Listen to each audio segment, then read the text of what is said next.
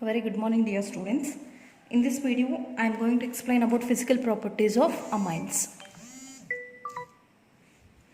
So first physical property of amine is that is about its physical state.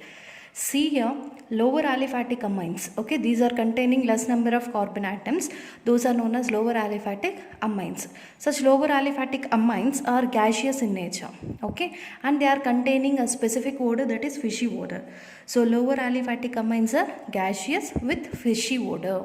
Okay, next, primary amines with 3 or more carbon atoms. We know amines are mainly classified into 3 important types, that is primary, secondary and tertiary. In that primary amines which contains 3 or more carbon atoms, okay, they are liquid in state. That means containing 3 or less carbon atoms can be in gaseous state. Now these are the primary amines containing 3 or more carbon atoms and they can exist in liquid state. Okay, and higher members means containing more number of carbon atoms. Such type of amines are solids in nature. Okay, such type of amines are solids in nature. That means whenever number of carbon atoms increases, okay, automatically its physical change also increases, that means changes. So lower members are always gaseous in nature, and primary amines with 3 or more carbon atoms can exist in liquid state. More than 5 carbon atoms or 10 carbon atoms containing higher number of carbon atoms can exist in solid state. That is about the physical state of these amines. Next, aromatic amines. Okay, these are the amines containing NH2 group on aromatic ring. Such type of aromatic amines are colorless. They don't have any specific color. Okay, but undergo oxidation to get colored compounds once they participate in oxidation. That means when aromatic amines are exposed to air, okay, when aromatic amines are exposed to air, they can undergo oxidation. That means in that air they can react with oxygen, converts into colored compounds. Okay, that means initially aromatic compounds are colorless. Whenever they participate in oxidation, they can be converted into colored compounds. Okay, that is about their color.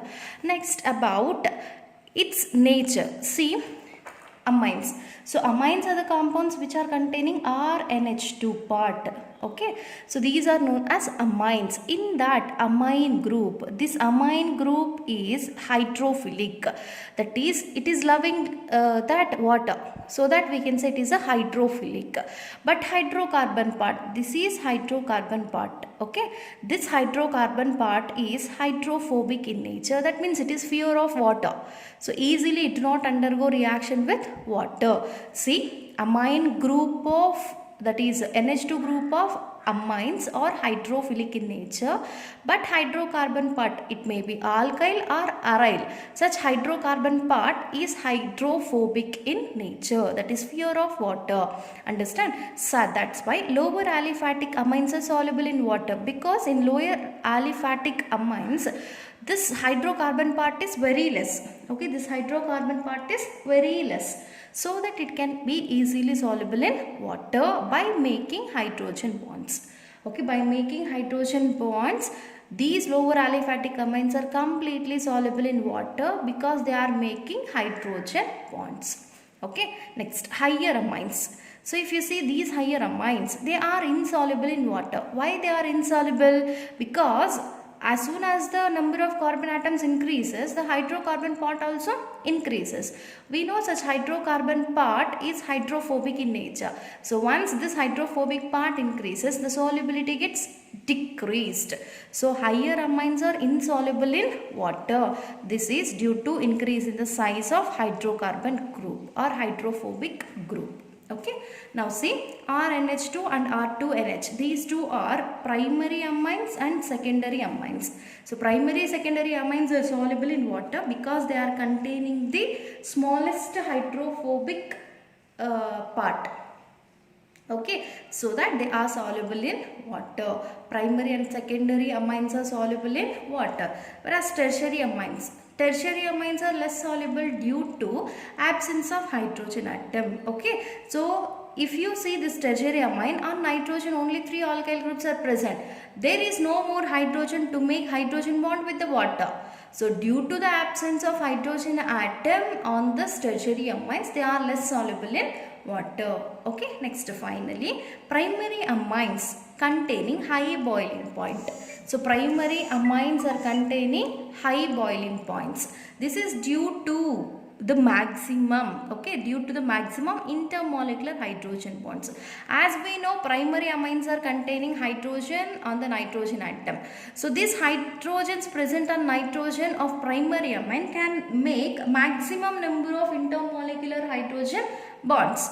So whenever they form maximum number of intermolecular hydrogen bonds, number of bonds automatically increases. To break such bond, it require more amount of energy, so that automatically its boiling points increases. Okay, that is about the boiling point of primary amines. If you see the order of boiling points of different types of amines, so primary amine is containing highest bond order with the molecule with the formula RNH2. Secondary amines containing less, that is R2NH, that means 2 alkyl group and 1 hydrogen is present. If you see tertiary amines are containing R3N, that means on nitrogen no hydrogen is present, so that it do not involve in the formation of intermolecular hydrogen bonds. Once intermolecular hydrogen bonds are number is less, boiling point also decreases. Okay, this is about the physical properties of different types of amines. Lower members are gases, higher members either liquid or solids, and amines usually colorless, but once they participate in oxidation, they can be changed into colored compounds. Amine group is hydrophilic, hydrocarbon part is hydrophobic. So as soon as the size of hydrophobic part increases, solubility in the water gets decreases.